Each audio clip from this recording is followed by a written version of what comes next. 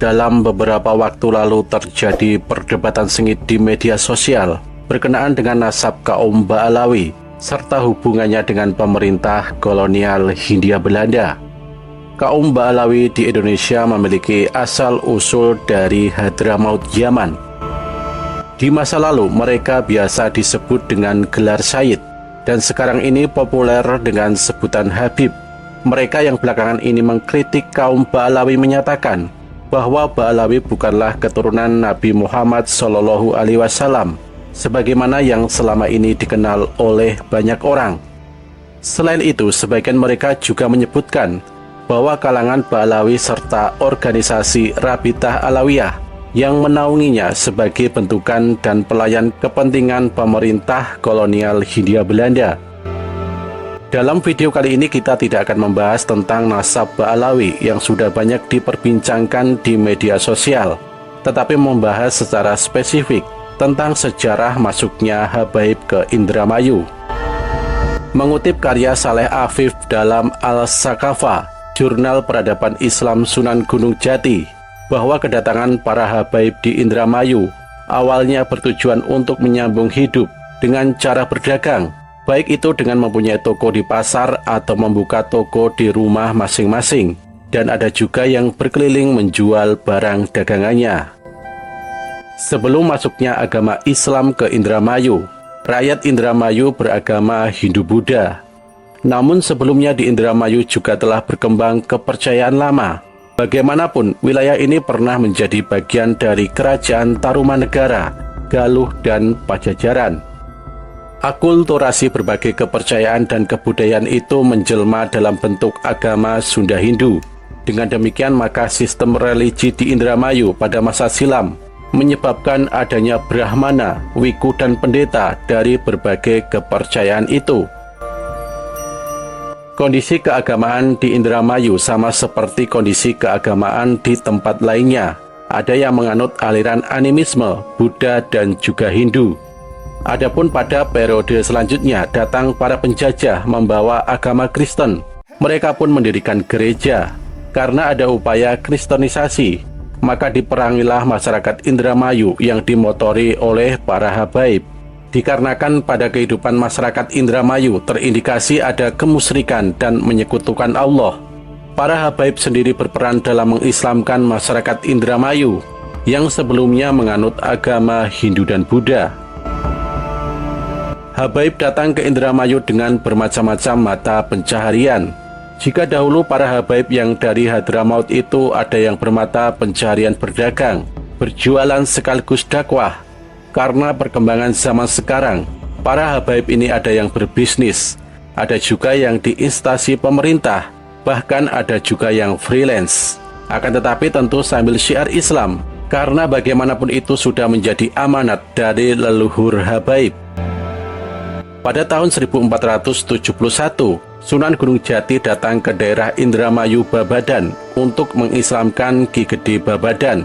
Walaupun di daerah tetangga misalnya Cirebon, agama Islam sudah masuk sejak tahun 1415 dengan kehadiran Syekh Datuk Kafi sebagai Dai Mekah, dan di Karawang sudah masuk sejak tahun 1420 dengan kehadiran Syekh Kuro dari Campa.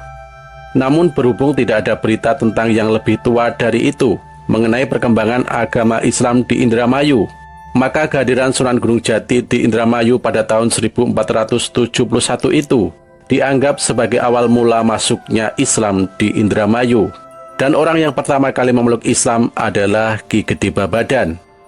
Siapa nama Ki Gede Babadan itu tidak begitu jelas, sebab sampai sejauh ini tidak ada berita yang menyebutnya.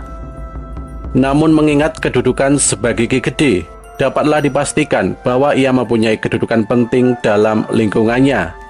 Melalui Ki Gede Babadan, agama Islam pasti akan berkembang lebih cepat di Indramayu. Sesudah Ki Gede Babadan masuk Islam, tidak terdengar lagi berita mengenai perkembangan selanjutnya di Indramayu.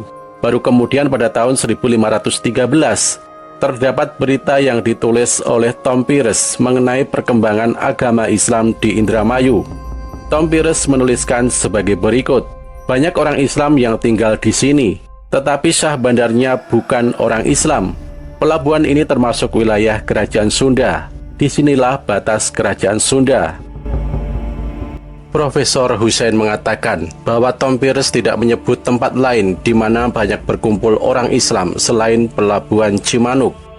Kalau Tom Pearce menyebut bahwa sebenarnya bukan orang Islam, mudah dimengerti sebab waktu itu Pelabuhan Cimanuk masih merupakan bagian dari Kerajaan Pajajaran yang sebagian tidak Islam. Hanya sayangnya Tom Pearce tidak menyebut nama Syah Bandar itu.